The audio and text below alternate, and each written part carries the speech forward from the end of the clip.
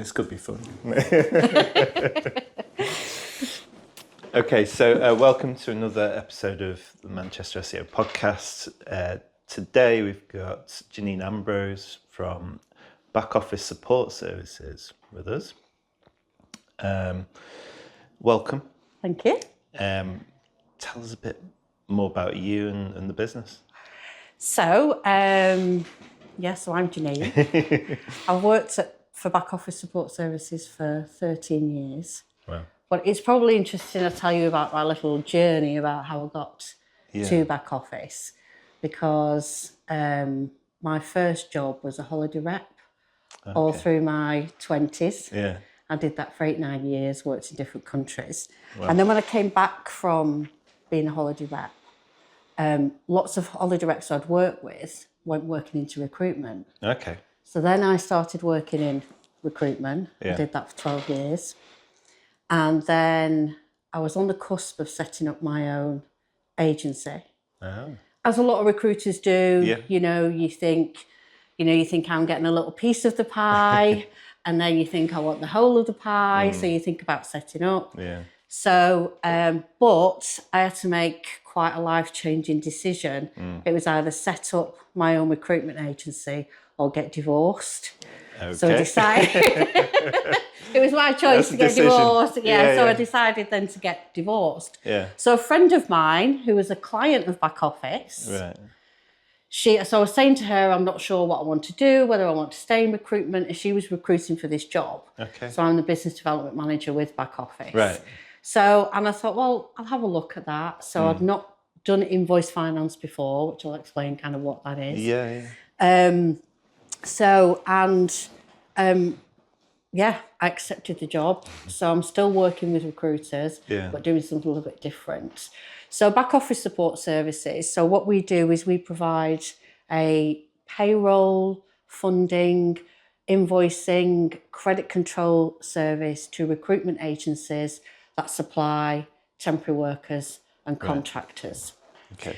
So like me, when I was thinking about setting up, one of the first things that I thought about is cash flow.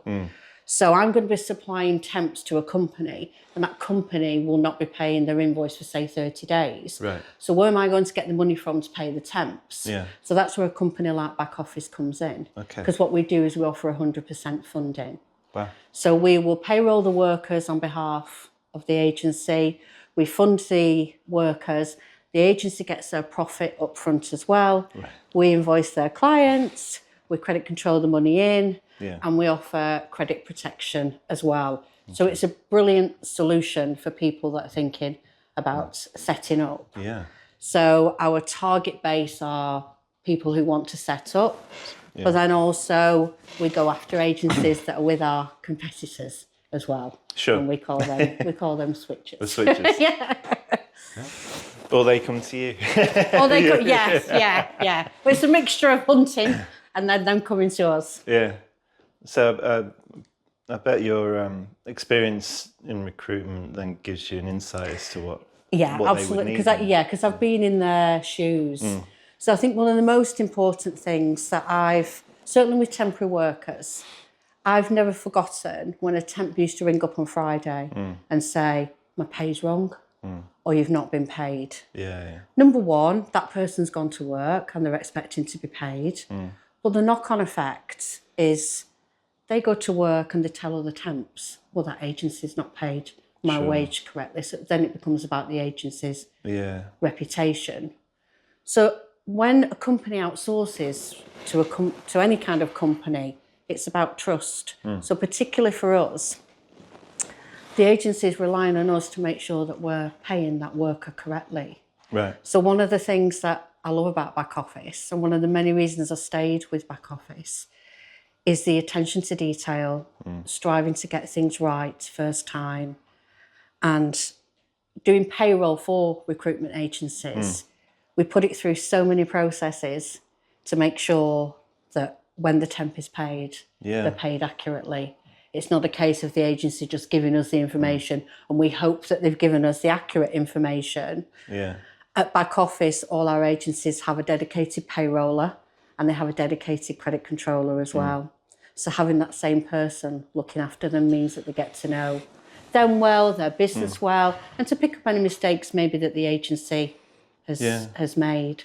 So if you're a recruiter, your skills for placing temps are very different to the skills required to execute payroll correctly and stuff like that. Yeah, so. And I can say that as an ex-recruiter, that my attention to detail wasn't very good. I didn't particularly like doing payroll because I want to do all the good stuff, all the sales and the service, you know. I want to be speaking to my clients. I want to be bringing new business in. I want to be speaking to candidates. So all kind of that back office stuff, it's not really me. That's not the skill set of a recruiter. So, you know, that's... You want to be growing the business, don't you, as well? Absolutely, yeah. Funny. So how long has the business been going for? So 26 years. Wow. So Ian Humphrey, who's our CEO, so we're still independently owned by Ian. Okay. So he still kind of works within the business. Yeah. So Ian set the business up. He was finance director for a large recruitment company. Okay. And they bought a small recruitment agency that had a small back office function. Right. And he was told to go in and kill or cure it. Okay. So he went in and cured it, and he thought, what a really interesting concept. Yeah. So, as most people do, you set up your business in your loft at home. And that's what Ian did. Wow. And fast forward 26 years, and there's 40 of us that work at our lovely offices in Congleton. And there's a lot of people who've been at back office a long time. Yeah. You know, sort of say, I've been there for 13 years, and there's a number of my colleagues who've been there for 13, 14, 15, 16 years. Our operations manager, Alison Webster, she's been at back office for 25 years. Yeah. So, yeah, which is great because we're a great team, you know. We're a people business. You know, recruiters is a people business. Yeah. Seems like there's a family atmosphere. Yes, yeah. We've, you know, we all work really well together, and we've certainly had some fun together as well. When we're very fortunate because when the business was 20, we went to Berlin for the weekend. Wow. The company took us to Berlin. Nice. When Ian celebrated his 60th, he took us to Lapland for the weekend. Like you do. No wonder we all stay there for all these years. Yeah. So we've always been a very social business as well. Yeah. So not so much. I think sort of post COVID, I think that's kind of sometimes changed a little bit because I think that people's attitude has changed a little bit. I think you know, people seem to like to stay in, I think, a little bit more now. So, but So what you obviously being around the recruitment industry is probably quite important that is thriving for you guys. So what have you seen any trends in the last year with it? It's been a difficult year. It's been a difficult year. Obviously, we rely on the success of the recruitment industry and all our clients. And it has been a very difficult year all round. I think there's been the highest number of insolvencies for recruiters for this year. So, but, you know, you hear the word green shoots and, you know, I think people are kind of very cautiously optimistic now that things are changing. It depends on your sector. Yeah. You can talk to different people and you'll get a different story from different people. We work with all sectors. There's just two sectors that we don't work with, and that's construction and international. Okay. But we work with a lot of driving agencies, healthcare agencies, industrial, commercial, various technical ones, engineering. So it depends on where you are in the country, I think. Yeah. But I think overall it's been a difficult year. Sure. And then, of course, because we deal with a lot of startups, you've got people who are just maybe sitting on the hands a little bit and thinking, well, I'm not going to start my recruitment agency just yet until things start to pick up. Right. So I think sometimes having a change of government Yeah. can help, help, these things. Can help these things. So yeah, I feel more optimistic as the rest of the year goes on, and certainly into next year as well. Yeah, it's good to hear. So what are the main kind of challenges for you as a business with? I mean, certainly my 13 years there, I've seen it change. So because we've got a lot more competition, us as a business. Yeah. 13 years ago, there was a lot less competition. There was a lot less, there's a hell of a lot more legislation now to consider. So for me, when I first started, I'm not saying it was easy to get a new client, but it was easier. But I think now, because there's a lot more competition, Right. I think people's expectations of what they want from you as a business, years ago, you'd have people who signed the contract without even reading it, So I think, it has, so we've got to keep one step ahead of the competition. You've got to keep your eye on the competition. But I still firmly believe that back office is different from our competitors. We've kind of used kind of the strap line that we are different. And it is because of our people. As far as I'm aware, none of our competitors have, whereby all our clients have a dedicated payroller and a dedicated credit controller. Right. And I always say that can't be underestimated, how important that is, like I mentioned earlier. So it just creates, it just makes my colleagues accountable. They have a good relationship with their clients. We have clients that have been with us for years, and we have clients who come to see us. We have one client based down in Sevenoaks, and she comes up to see us every year with her team.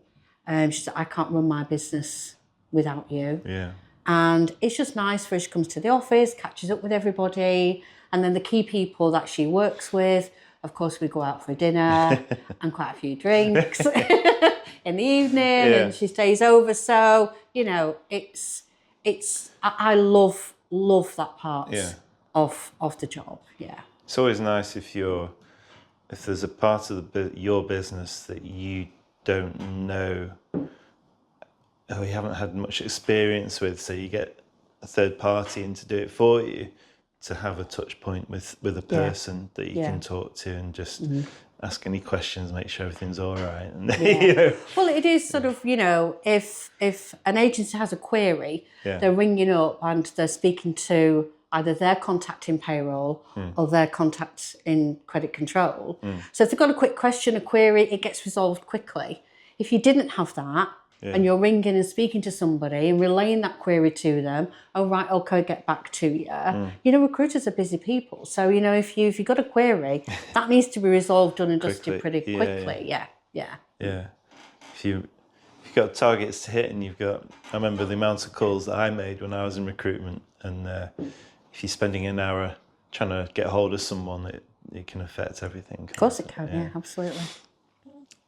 So you mentioned the switchers. Yeah. I imagine a big reason for switching to you guys might be the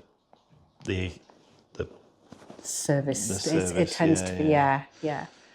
It's challenging to get a switcher because a lot of agencies think that it's going to be a lot of work from moving from one provider to another. Yeah. But we try to make that as easy and as seamless as we can. And we've had a lot of agencies who have switched to us say, I wish I'd have done it sooner. It wasn't as bad as I thought it was going to be, because you guys make it as easy as we possibly can. And I think the longest switcher journey that I ever had was an agency who they were unhappy with their current provider. But then their current provider promised to pull their socks up and do things a bit differently. Yeah. And then they came back to us, and then the provider then dropped their fee.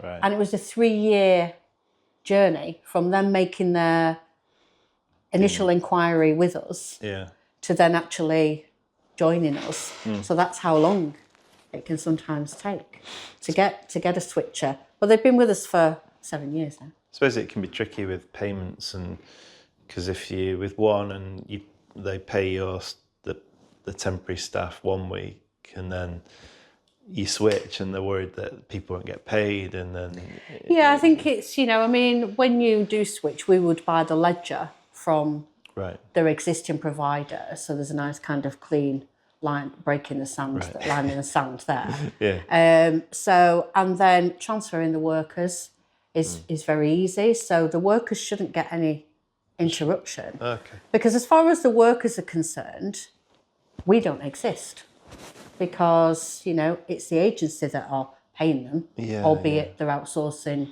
to us. Sure. So obviously it's important for the agency then, isn't it, so that their, like you say, their reputation isn't tarnished, and staff can still pay their rent and stuff. Yeah. Which is the worst thing, really, isn't it? If you work really hard in your job and then you're not paid properly, and then you direct debits or whatever they are, they don't go out. And, exactly. It's a big worry, isn't it? Yeah.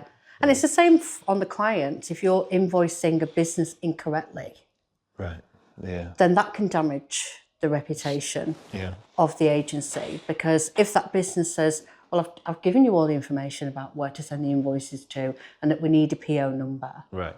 And they have to go to a specific email address, and they're to be laid out a certain way.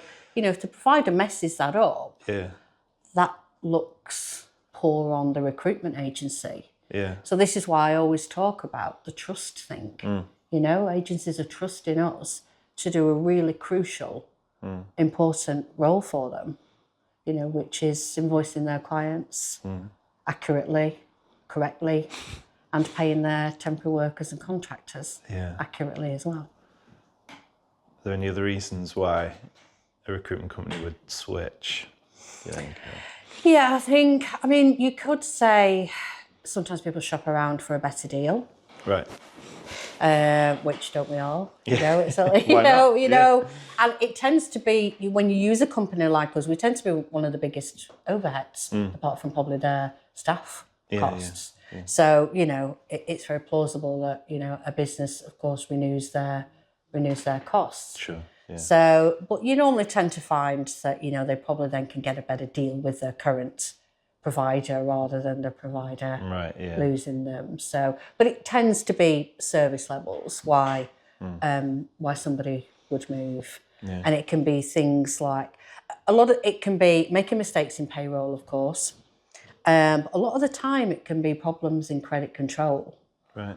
I know certainly from my recruitment days, if there was an issue with an invoice or a query, and credit control would come and say, I don't think you're going to be able to carry on supplying these because they've not paid their invoice. Right. Okay. I say, well, what's the problem? Well, this is a problem. Well, why didn't you come and tell me about this a few weeks ago? Because I would have spoken to my contact there and we would have got it resolved. Sure. And that's certainly how we do things at back office. So all our agencies that have their own dedicated credit controller.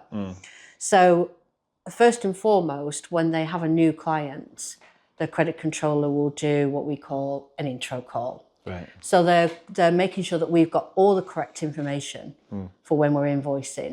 Okay. So it's right first time when it's going out the door. Right. And then when payment is due, they'll give them a call. But if there are any queries, anything that's not quite right, then the credit controller will speak to the client about it. Also, as well, having your own credit controller means that they will understand the patterns, the pattern that the agency's client's paying. Sure, yeah. So you'll know with credit control, you've always got your mixed bag. You've got your ones who pay really well, you don't need to do much credit control. You've got ones who kind of stretch it a little bit, and then you've got the ones who really will stretch it. So if there's a change in payment pattern, if something's not doesn't feel quite right to the credit controller, they will speak to the agency about it and let them know. Okay. And that process works extremely well. An agency, if it's a problem paying, problem one of the agency's clients, they want to know about it. Yeah. Tell them about it. Be really good to pick on up on as early as possible. Yes. There's nothing worse than a jet drifting. There's nothing like, say, it's a long time since I worked in recruitment, but I never forgot those moments. No. So, and again, that's one of the reasons why I stayed at back office for so long, because we do things the right way. Yeah. Peace of mind. Yes. Yeah, absolutely. And the new starters, I mean, so if I was a recruitment consultant and, like you say, I wanted to start up my own agency, I probably wouldn't have because I came from a permanent recruitment side of things. I wouldn't have a clue about the temporary side of things and how that would work in terms of finance. How do they find you usually? I didn't. I'd worked in recruitment for 12 years and I didn't know companies like back office existed. I know, it's crazy. Because I didn't care. Yeah. I didn't care what went on in the back office. Yeah. So my job was sales and service. Yeah. So it is, we are one of the industry's can sometimes biggest secrets, because, we have, I've had clients say before now, I would have set up sooner if I'd have known companies like you existed. Yeah. Now, people generally know that you can get invoice finance from a bank. Yeah. But sometimes it can be like daunting, thinking, I've got to go and talk to the bank about invoice finance. Yeah. We describe what we do as kind of the whole sort of pay and bill service, and it's specifically for the recruitment industry. Yeah. So yes, so there's ways that we kind of target people who've set up a business via company's house, but of course we've got to also rely on them finding us. So of course we all go to Google, don't we, for that? So that's where we need to make sure that we are at the top of that page when people are looking for companies like us, and to think, well, what are the search terms that they're using? So putting yourself in their shoes, thinking, well, if I was, what would I type into that search bar? It's interesting when you look at the competitiveness of the keywords as well. Like you say, with invoice finance and payroll, there's a lot more competition because you've got banks and accountancy companies and things like that that have been doing it for years. So it's a lot more competitive than, say, the recruitment finance side of things. So like you say, it's important to be up there. It is. The pressure. Yeah. That's good. So, looking at the future, and how do you see that? The challenges and the industry going forward. I think it's there's always going to be a place for companies like us, because recruiters aren't going anywhere. And you're always going to want to have people who want to set up their own recruitment agency, So, and, it's important as well as that, we do well in all areas, such as, social media. So you could have somebody who's sitting there thinking about setting it up, but thinking, well, how do I do it? And then we, go across them and they think, okay, I didn't know companies like that existed. So I can seriously think about it. So I think, so as always in recruitment, it goes through its cycles of it's really good times, it's okay times, it's challenging times. So it's really good, I think, for recruitment more than many industries. I think you get a lot of bright, intelligent go-getters that are very motivated, and once they learn how to get new clients, they think, I could do this for myself. And I think, like you say, one of the big reasons not to do it is working out how am I going to fund it. Exactly. Yeah. And so it's good to have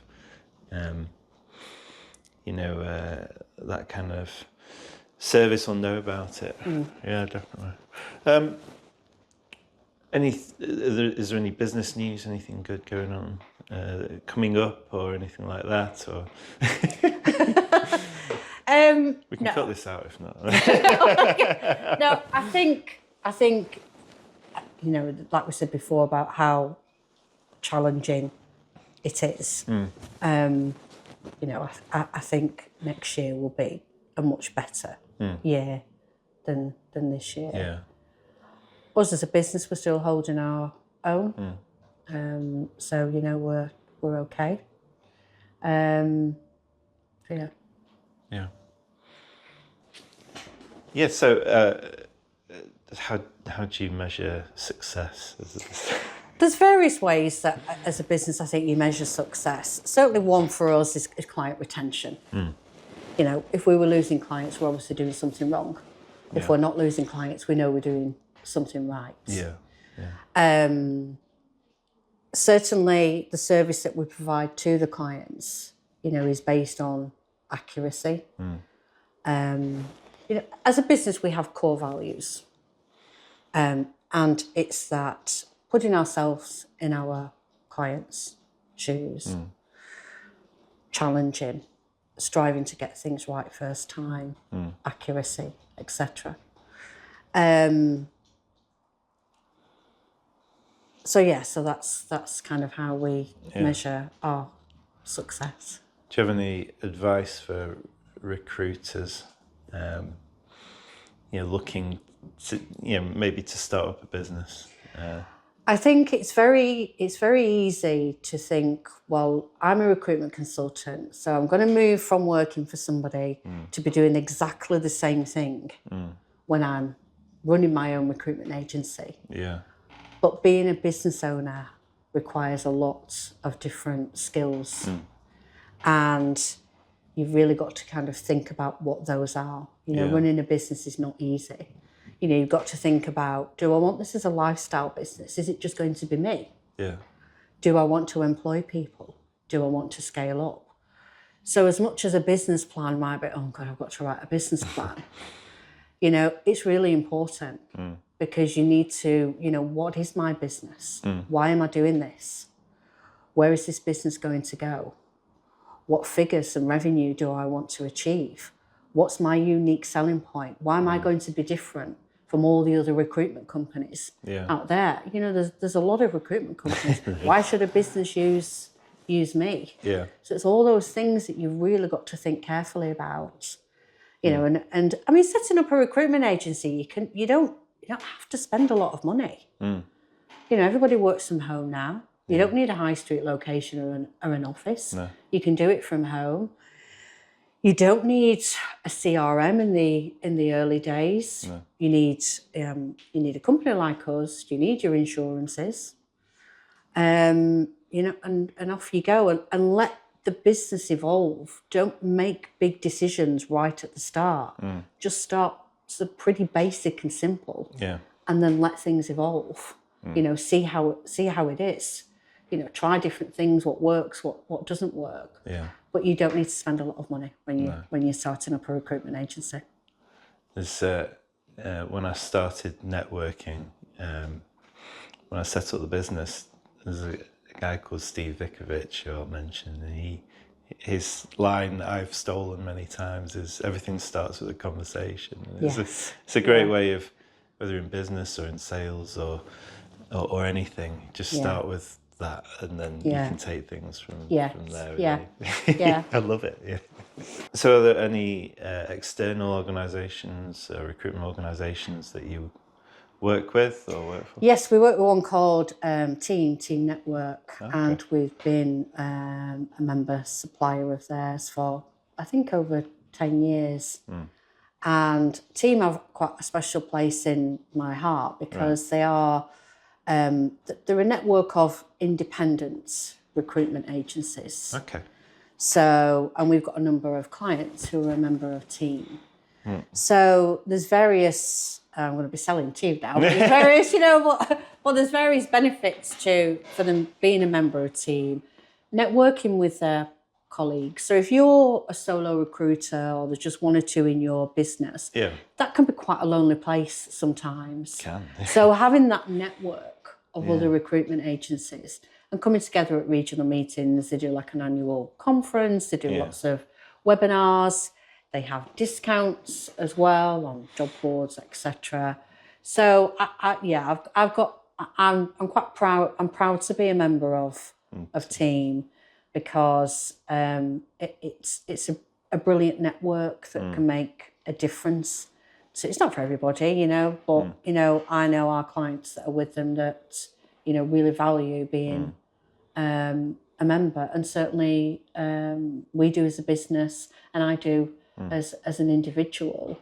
They focus. They do various webinars actually on mental health and work-life balance, and I think that's something that's important for everybody. It's important when you start a business to find your support network, wherever that comes from. And if there's an organisation for it, that's perfect. Yeah, and it's being with your people, and I think that's why I love Team.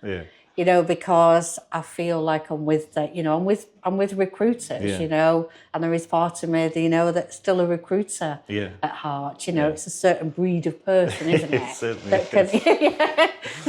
that can be a recruiter. So, attending the conference and the webinars and the regional meetings, I love it. Yeah, that's great. Well, I think it's probably quite a good place to stop it. Really enjoyed the chat. Thank you for coming on. You're welcome. Thank you. Yeah, that's it. I need to finish things better, don't I?